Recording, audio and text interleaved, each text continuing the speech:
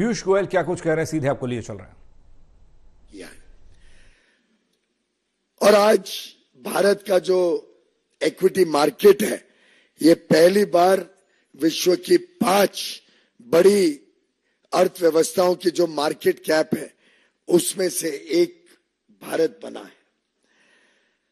उसमें हम ये भी जानते हैं भली भांति कि पब्लिक सेक्टर अंडरटेकिंग्स जो पीएसयूज लिस्टेड है मार्केट में, उसका भी जो मार्केट कैप है वो लगभग 4 गुना मोदी सरकार के कार्यकाल में बढ़ा है। एक डेटा पॉइंट आपको देता हूं जिससे मुझे पूरा विश्वास है भारत की जनता भी बड़ा गर्व महसूस करेगी कि आज से 10 वर्ष पहले जब यूपीए की सरकार थी, जिसका नेतृत्व गांधी परिवार करता था, उस कांग्रेस यूपीए की सरकार के समय भारत का मार्केट कैप मात्र 67 लाख करोड़ था। ओनली 67 लाख करोड़ का मार्केट कैप मई 2014 में विरासत के रूप में मोदी जी को मिला। आज वो बढ़कर 6 जून यानी आज के दिन बढ़कर 415 लाख 415 लाख करोड़ भारत का मार्केट कैप है। आप सब अनुमान लगा सकते हैं कि ये जो बढ़त 348 लाख करोड़ की बढ़त हुई है 10 वर्ष में, ये जो पिछले 60-65 वर्षों में कुल मार्केट कैप था उससे 5 गुना से ज्यादा बढ़त सिर्फ मोदी सरकार के समय देश ने अनुभव किया है। 67 लाख करोड़ इन May 14, increase of 348 lakh crores in 10 years, and today the market cap is 415 lakh crores. ये वास्तविकता हम सबके सामने। अब इसमें गौर करने की बात है कि इसका सबसे बड़ा लाभ किसको हुआ, और ये हम सबके लिए गर्व की बात है कि भारतीय निवेशक और उसमें भी हमारे रिटेल इन्वेस्टर्स, खुदरा निवेश जो करते हैं, उनको आज इसका सबसे बड़ा लाभ हुआ है। आज वो सिर्फ बाईस्टैंडर के रूप में मार्केट बढ़ रही है दूर से नहीं देखते, आज वो मार्केट में पार्टिसिपेट करते हैं, आज वो निवेश करके उसका लाभ सीधा लेते हैं। और उसके आंकड़े भी मैं आपके समक्ष रखता हूं। जो फॉरेनर्स की होल्डिंग यूपीए के समय होती थी एफपीआई के माध्यम से, फॉरेन पोर्टफोलियो इन्वेस्टर्स जो निवेश करते थे, और उनकी जो परसेंटेज होल्डिंग थी यूपीए के समय वो 21% थी, और वो घटकर आज 16% हो गई है। यानी फॉरेनर्स की इन्वेस्टमेंट कम हुई है और भारतीय निवेशकों की मालकियत भारत की स्टॉक मार्केट में 79% से बढ़कर आज 84% हो गई। 84% आज भारतीय निवेशक मार्केट में भारतीय मालिकियत के साथ खड़े हैं। जो म्यूचुअल फंड इंडस्ट्री है, जिसके माध्यम से हम में से कई, खासतौर पे छोटे निवेशक अपना पैसा मार्केट में लगाते हैं, म्यूचुअल फंड इंडस्ट्री का साइज 2014 में मात्र 10 लाख करोड़ था। आज वो बढ़कर 5 गुना से भी अधिक हो गया है। 56 लाख करोड़ रुपया म्यूचुअल फंड के माध्यम से भारतीय निवेशक, विशेषकर छोटे निवेशक, आज मार्केट में ये बढ़ती हुई मार्केट का लाभ ले रहे हैं। और ये छोटे खुदरा निवेशक, रिटेल इन्वेस्टर्स ने ये सुनिश्चित किया कि भारत की जो आज की मलकियत है वो आज फॉरेन इंस्टीट्यूशनल इन्वेस्टर्स की मलकियत से भी ज्यादा हो गई है। मित्रों, आज भारत के हर पिन कोड में, देश के कोने कोने में आज इक्विटी मार्केट में इन्वेस्टर्स आ गए हैं और उसका लाभ आज देश के कोने कोने में निवेशक ले रहे हैं। जब भारत वैल्यू क्रिएट कर रहे हैं। जब भारत की ग्रोथ स्टोरी, भारत की विकास के कारण मार्केट में वैल्यू क्रिएट हो रही है, उसका लाभ देश के कोने कोने में निवेशक ले रहे हैं। करोड़ों निवेशक आज इक्विटी मार्केट में या तो सीधा डायरेक्टली या म्यूचुअल फंड के माध्यम से या एम्प्लॉयज प्रोविडेंट फंड के माध्यम से या एनपीएस पेंशन फंड्स के माध्यम से या इंश्योरेंस प्रोडक्ट्स के माध्यम से, ये अन्य अन्य तरीकों से आज भारत के छोटे निवेशक इस बढ़ती हुई मार्केट का लाभ उठा रहे हैं। और दुनिया में आज भारत की जो मार्केट है, इक्विटी मार्केट है, इसको पूरे विश्व में आज इज्जत भी है, स्वाभिमान भी है। इसको बड़ा वेल रेगुलेटेड मार्केट माना जाता है। सेबी को कई कीर्तिमान मिले हैं विश्व में उनकी रेगुलेटरी प्रैक्टिसेस के लिए, और उसी के कारण आज हमारी मार्केट चाइना की जो वैल्यूएशन मापदंड रहते हैं उससे भी अधिक भारत की मार्केट को मापदंड दिए जाते हैं। उन मापदंड पे भारत की मार्केट को वैल्यू दी जाती है क्योंकि लोगों को विश्वास है भारत पर, भारत की सरकार पर, भारत के नेतृत्व प्रधानमंत्री नरेंद्र मोदी जी पर। और ये तभी हो पाया जब एक बड़ा मैच्योर्ड, समझदार और समझदारी से निवेश करने वाला छोटा खुदरा निवेशक मार्केट में बड़े पैमाने पे आए। और देखिए मजेदार बात कि गत दिनों में, 4-5 दिनों में भारत के निवेशकों ने कैसे विदेशी निवेशकों से भी ज्यादा समझदारी बरती और उसका मार्केट का लाभ लिया। आप अगर देखें तो अप्रैल और मई में जब मार्केट बढ़ रही थी तब फॉरेनर्स ने मार्केट में बेचा और भारतीय निवेशकों ने उसका लाभ लेके उसको खरीदकर ये जो बढ़त हुई है गत 2 महीनों में, उसका लाभ भारतीय निवेशकों को मिला।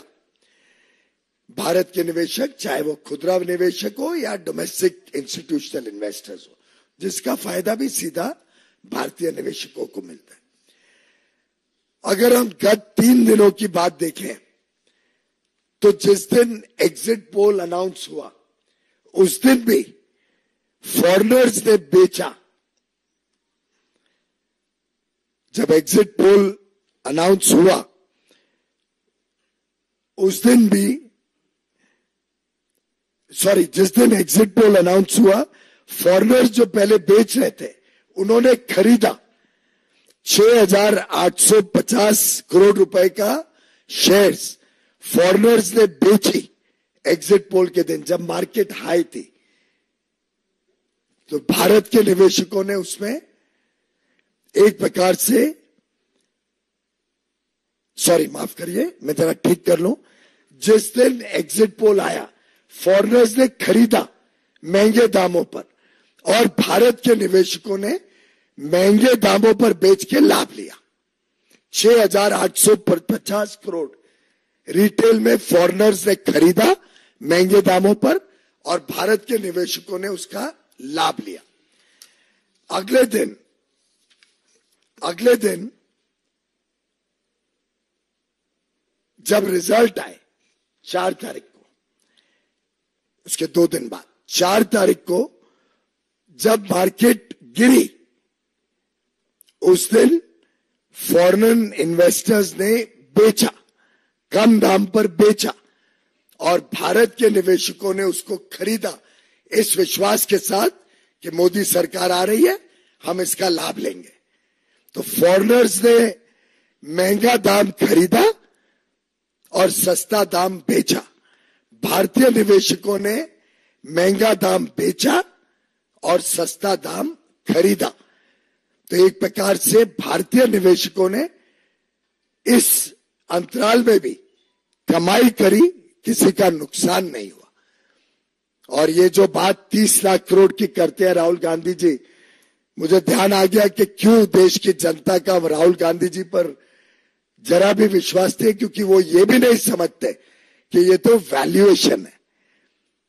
वैल्यूएशन से मतलब नहीं है, जो खरीद और बेच होती है उसी का मतलब होता है, और उसमें फॉरेनर्स ने नुकसान पाया, भारत के निवेशकों ने लाभ लिया है। तो रिटेल इन्वेस्टर्स भारत के इस दौरान भी लाभ लिया, और फिर आज के दिन मार्केट फिर एक बार जो 3-4 दिन पहले थी उस मार्केट पे फिर एक बार पहुंच गई, जब स्पष्ट हो गया कि मोदी सरकार आ रही है, मोदी जी प्रधानमंत्री बनने जा रहे हैं। तो मित्रों, 10 साल के मोदी सरकार के सफल काम की वजह से मार्केट में जो हमारे भारतीय निवेशकों ने लाभ लिया, ये बड़ा स्पष्ट है।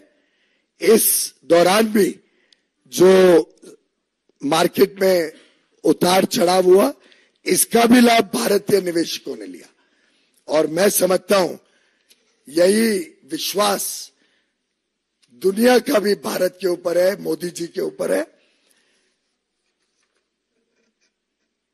फिर एक बार मोदी सरकार आएगी और पूरे विश्व को यह विश्वास है कि भारत की अर्थव्यवस्था तेजी से आगे बढ़ेगी।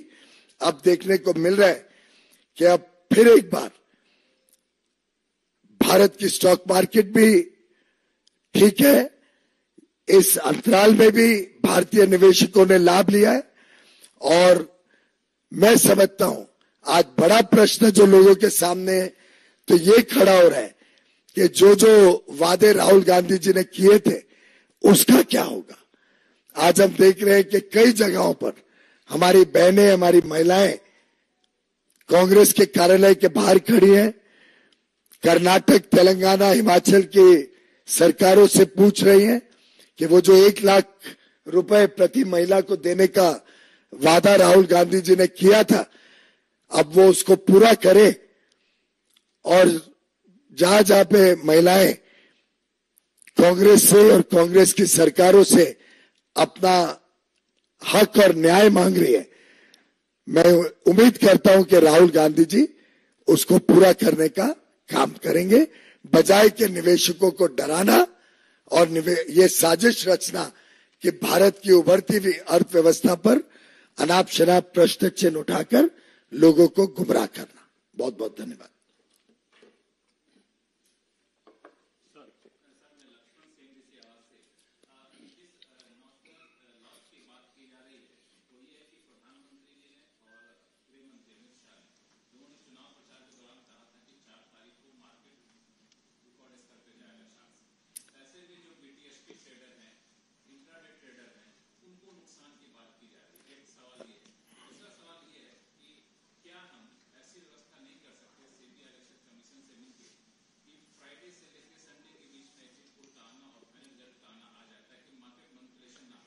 पहली बात, जहां तक पहला सवाल है, इसके आंकड़े दर्शाते हैं कि जो भी नोशनल लॉस की बात हो रही है वो तो वैल्यूएशन में है, और जहां तक ट्रेडिंग का सवाल है, ट्रेडिंग में भारतीय निवेशक तो ज्यादा स्मार्ट निकले और उन्होंने वो लॉस नहीं किया। लॉन्ग टर्म इन्वेस्टर्स रहते हैं और लॉन्ग टर्म इन्वेस्टर्स बड़ी समझदारी से अपना काम करते हैं। हर एक पार्टी दावा करती है कि हम जीतने वाली हैं, हमने भी दावा किया और हम उसमें खरे उतरे, और हमारी सरकार आने जा रही है। तो माननीय प्रधानमंत्री या गृह मंत्री जी ने जो दावा किया था, वो ये दावा किया था कि हमारी सरकार आने जा रही है और आई है, और उसके हिसाब से हम खरे उतरे। राहुल गांधी जी भी दावा करते थे, उन्होंने भी उस दिन कहा कि उनकी 295 सीटें आने वाली हैं। तो दावा दोनों पक्षों से हुआ था, और मैं समझता हूं कि राहुल गांधी जी ने चिंता करनी चाहिए कि जब आंकड़े आ रहे थे और उनको ज्यादा सीटें थोड़ी मिली अनुमान से, तो अगर मार्केट गिरी तो ये दर्शाती है कि दुनिया और देश के निवेशकों का कितना डर था कि राहुल गांधी जी की वोटें बढ़ रही है या सीटें बढ़ रही हैं, उसका भय दर्शाता है